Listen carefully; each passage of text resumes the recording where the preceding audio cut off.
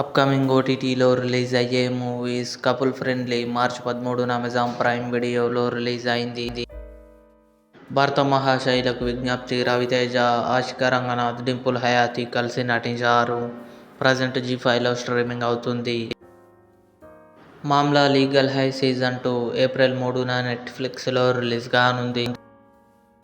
Super Subbu Sandeep Kishan నటించాడు. Coming soon నెట్ఫ్లిక్స్లో release కానుంది.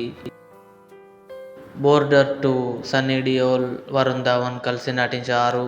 మార్చి 20న నెట్ఫ్లిక్స్లో రిలీజ్ కానుంది. పరుగు ఏప్రిల్ 8న థియేటర్లో రిలీజ్ కానుంది. కార్టన్ మార్చి 27న జియో హాట్స్టార్లో రిలీజ్ కానుంది.